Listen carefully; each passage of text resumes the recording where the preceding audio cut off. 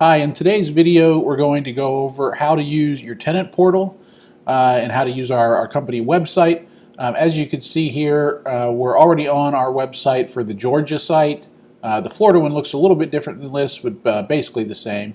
To get to here, you would go to gtlrealestate.com and just click on which state you're in, and that would take you to that site. You'll see here that you can scroll down to get some information, but you also have down here in the lower right corner this little chat bot. At any time you can click on this bot and it will be able to answer questions for you. So if you say, how do I pay my rent? The best way to pay online is using your tenant portal, and so on and so forth. So you can ask it questions. If it doesn't know the answer to a question, it'll direct you to how to speak to a person. But for most things, the chat bot can actually answer a lot of your basic questions, and it can even give you links to where you can log in or where you can view an article that talks about a certain question you might have. So this is always good information to have here. But we'll close that for now. In order to log into your tenant portal, you'll go up here and you'll see where it says access. Just move your mouse over that and then go down to where it says tenant login and click that. And then you'll put in your email address and then type in your password. If you don't have your password, what you need to do is email us at support@gtlrealestate.com. Let us know that you need a password reset email and we can get that sent off to you so you can get logged back in. So after you put in your email and password, click sign in and you'll see the front page of your tenant portal. So first thing you'll notice is that there's a message up here telling you how to submit a repair request. You can click on that link and that will take you to the property meld system where you can submit a service request. After that, it talks about making payment in full. This is basically just referring to if you're behind on your rent, what it's basically saying is we don't have to accept partial payments. You want to make sure you make payment in full.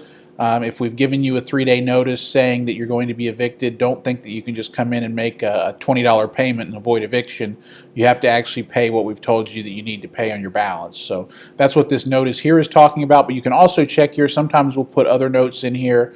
If there might be something important going on, an important update, we might put a notice up here, so check this for that. Under that, you'll see a summary of your lease with the address, how much security deposit is held. This shows 0 for us because we rent our building to ourselves.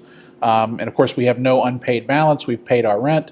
If you had a balance to pay, you would see that here. You would also see your last payment date and what your balance as of today is. So the difference between these two numbers here, the total unpaid and the balance, is you could have an amount that isn't due yet but that you've been notified of. For example, you could have a water bill that isn't due for 30 days because we give you 30 days to pay that after we let you know about it. So that would be listed under unpaid, but since it isn't due yet, you would not see that under balance. So you could see a different amount here than you see over here. Under action, you can click View Detail to view the details about this lease you have on this property, or you can click Make a One-Time Payment. We won't do that right now. Under Renter's Insurance, if you have a renter's insurance policy on file with us, you'll see the details of that listed here.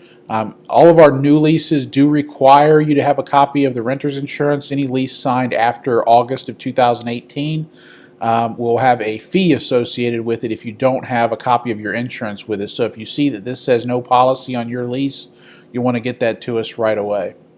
Contact information will be listed down here. You can always update that by clicking Edit here, or you can even change your email or password that we have on file if you need to do that. And down here you see Conversations. At any time you can always click New Conversation, and you can just type anything you want in this box, click Save, and that will send us a message into our support inbox, and then we'll get back to you with whatever questions you may have for that. So up at the top here, you'll see Make One-Time Payment or View Scheduled Payments. You can click on Make One-Time Payment, and this gives you the options for making a one-time payment with your credit card. You can do it with Visa, MasterCard, or Discover. We don't take American Express. Or you can use an e-check for most of you. Some of you might have had this deactivated if you've bounced checks in the past, but most will be able to use an e-check. And then there's also the rent money option. Rent money is how you can pay with cash at Kroger, Ace Cash Express, Walmart, lots of different locations. So these are pretty simple up here. Visa and e-check, you basically just put in your credit card or your check information. So we won't go through that. But I will click on the rent money to show you how that works. So if you want to pay using cash at rent money, you click on that button next to rent money and then hit continue. And then that'll bring you to a screen where you want to tell it how much you want to pay. If you have an unpaid balance, you can just click the balance button and it'll automatically fill that in. Otherwise, if you don't have if it's before your rent is due, then what you'll want to, or if you just want to pay a portion of your balance, you can click this partial payment button and you can fill in any amount that you like. And then down below that, it'll fill in the bill payment fee that is charged by Kroger or Walmart or whoever it is you're taking it to. They charge a fee for processing this payment for you. So it'll give you the total, which is $503.75. Now you can either click Search Payment Centers, which will bring up another screen, and you can find a local payment center. So in this case, I'll put in Senoia, anything within 20 miles, and then you just have to put in this code so it knows you're not a robot. Click Submit, and then it'll show you all the locations within that area. So you'll see a lot of Walmart locations. Sometimes you'll see a gas station, which is what you'll see with some of these smaller places here. There's even a calling center here, a multi-service location, Kmart. So there's lots of different locations that will take it.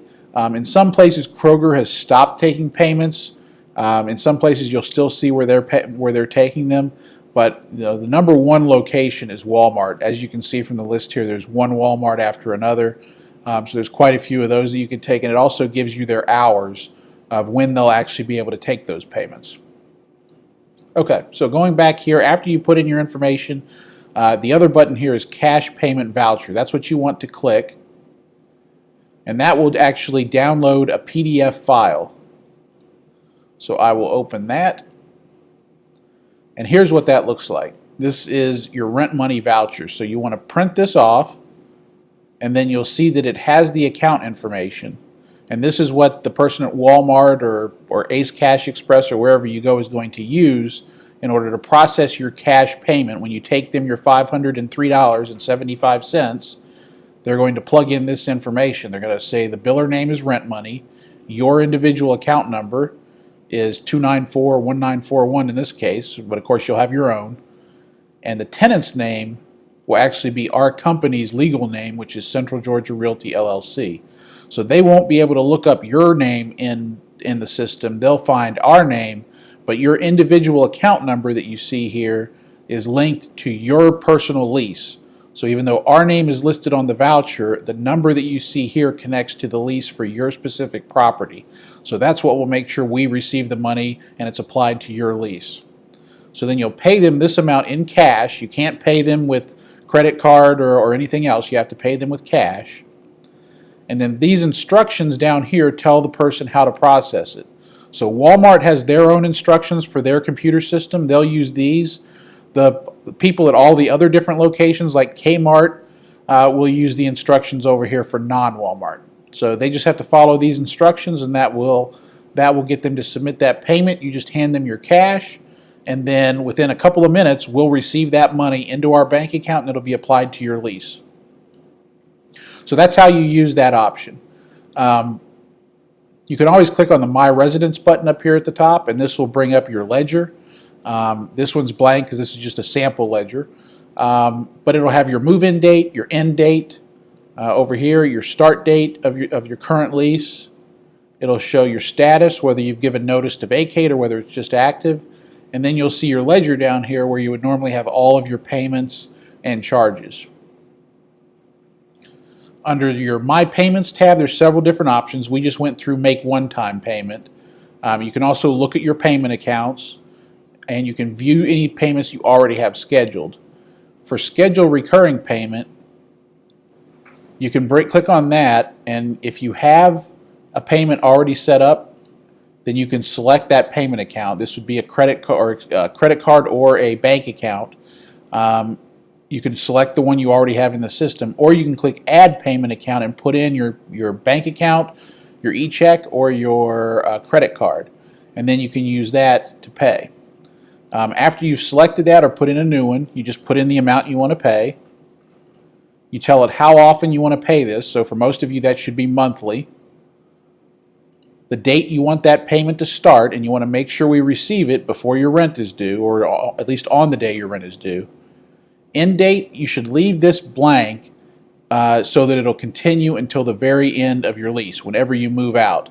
The only time you'll want to put an end date on this is if you've given notice to vacate, so you can set that for the end date of your lease so it doesn't keep making payments after you vacated. Otherwise, you should leave this blank so that you never forget to make your payment. And then under description, you can just leave this blank and you'll click Next. And I won't do that now because it would actually withdraw money from a bank account. But if you did that, then it will take you to the screen where you can confirm that payment, and it will set that up to happen from now on. Under the Documents tab, if you click on that, you can see the documents associated with your lease. There aren't many here because this is just a sample account, but you'll see the leases here. You could click on that and download that lease. It'll download a PDF for you. It would also usually have a move-in inspection for you. You might have insurance documents or other documents in here that might be related to your lease. So you can find all of that here. And then if we have your insurance information on file, again, that would be found here. So if you have any questions about this, send us an email. But I'm going to show you one more thing where you can also find information if you're having trouble. So you can click Log Out to get out of the site. And I'm just going to go back to Central Georgia Realty. So this is our main site. So up here you'll see Help Center. If you click on that, that will take you to our knowledge base, which has a lot of frequently asked questions for things we get all the time. For example, if you look down here, it shows you the most popular articles. A lot of these are for landlords, but there's plenty of information also in the database for you. They're just not listed down here. Our clients use this more often than our tenants do, so that's why you see that these are the most popular articles. They're mostly related to owners. But you can click down here on the tenant and on the tenant fact and see all of the questions that are listed here. There's a second page. Or going back to the main part, you can even search the knowledge base. So, for example, let's say, how do I get my late fee waived? And then search. And then you'll see a bunch of articles, and they're sorted in order of how relevant it thinks it is to your question. So in this case, you'll see very first one, waiving late fees. So if you click on that, it'll bring up an article that talks about our late fee waiver policy. And there's even a link down here that you can click to fill out a form to request a late fee waiver if your request fits the requirements here. So, there's a lot of different information in here. You see waiving late fees, adding a pet to a lease. Do we accept Section 8? Can you delay filing eviction on me? There's a lot of different questions in here. You can always look at this and search through it. If the question isn't asked here, then there's a button up here that says Contact, and you can fill this out with your name, your email, and the message you want to send to us. You can even attach screenshots or whatever if you're having a technical issue.